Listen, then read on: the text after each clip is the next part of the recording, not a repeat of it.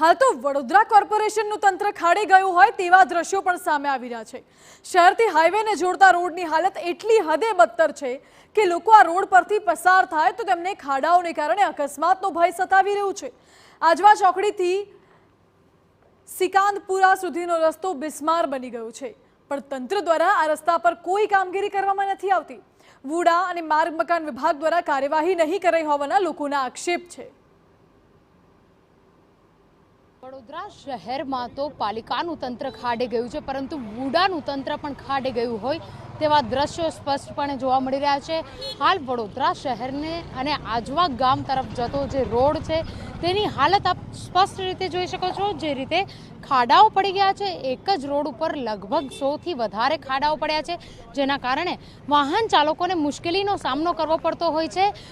અનેક વાહન ચાલકો અહીંયાથી પસાર થઈ રહ્યા છે, તેમને પૂછીશું આ ખાડાઓ પડ્યા છે, તકલીફ પડી રહી છે? તકલીફ તો ઘણી બધી પડી રહી છે। તંત્રએ કંઈ કરવું જોઈએ? કરવું જોઈએ, ખાડા પૂરવા જોઈએ, વરસાદ પહેલા જ આ વસ્તુ કરવી જોઈએ। વરસાદ પહેલા કરવી જોઈએ તેવું કહી રહ્યા છે। હજુ એક રિક્ષા ચાલક છે, કેટલી તકલીફ પડે છે વાહન ચલાવવા? બહુ તકલીફ પડે છે મેડમ। તંત્રએ કંઈ કામગીરી નથી કરી? ના, નથી કરી। બિલકુલ, જે રીતે વાત કરીએ વાહન ચાલકો ત્રસ્ત થઈ ચૂક્યા છે, રિક્ષા ચાલક પણ છે। દરરોજ અહીંયાથી પસાર થતા હશો, કેવી પરિસ્થિતિનો સામનો આપ કરી રહ્યા છો? કારણ કે જે રીતે વહીવટી તંત્ર કામગીરી કરી રહ્યું છે, લોકોને પરેશાની થાય છે। કોઈ કામ થતું નથી, ખાલી જોઈને જતા રહે છે, કોઈ કામ નહીં થતું। આ ગાબડા ખાડા કરતા એને બહુ ટાઈમ થઈ ગયો અને પૂરવા કોઈ આવતું નથી। આમાં અકસ્માતો કેટલા થાય છે? અકસ્માત તો એટલે એક ગાડી સ્લીપ ખાય છે, એના પાછળ 3 જણા ઠોકાય છે। અને બીજો ગાયોનો ત્રાસ એટલો બધો વધી ગયો છે। એક ગાય દોડે છે તો 15 જણ બ્રેક મારે છે, એમાં 2 જણ ચોક્કસ દવાખાને જતા રહે છે। એનો જવાબદાર કોણ? તો જે રીતે વાત કરીએ કે વરસાદના માહોલની વચ્ચે જે પ્રકારનો માહોલ ઊભો થયો છે, વાહન ચાલકોને મુશ્કેલી પડી રહી છે। હજુ પણ એક વાહન ચાલક છે, તેમને પૂછીશું કેટલી મુશ્કેલી પડે છે। કાકા, કઈ આપનો આ દરરોજનો રસ્તો છે? અમારા અવર જવર નોકરી દૂધ લેવા કે દહીં લેવા જવું કે તોય માર્કેટમાં અહીંયા આઈજી નજીક જ છે, ત્યાં જ અમારે માર્કેટમાં જવું જ પડે છે। અને ડુંગળી બટાકા પ્રોવિઝન સ્ટોર કોઈ પણ સામાન લેવું હોય છે અમે ત્યાં જ જઈએ છીએ, અને એને લીધે આ અવર જવર થાય છે। નાના બાળકોને પણ લઈ જઈ શકતા, સ્કૂલમાં છોકરાઓને લઈ જતી વખતે, ટ્યુશનમાંથી આવતી વખતે એવા લોકોને એવી તકલીફ થાય છે કે પૂછો નહીં। અને એના માટે કોઈ બીજી સવલત તો છે નહીં, કારણ સિંગલ રોડ છે, સિંગલ રોડમાં ટ્રાફિક વધી ગયો છે। આ બાજુ પાયોનિયર હોસ્પિટલ છે, પાયોનિયર હોસ્પિટલના કોલેજના સ્ટુડન્ટ છે, આગળ સિગ્મા કોલેજ છે, આટલો કમરના દુખાવો તો રહેવાનો છે, માણસ પડી જાય છે અહીંયા।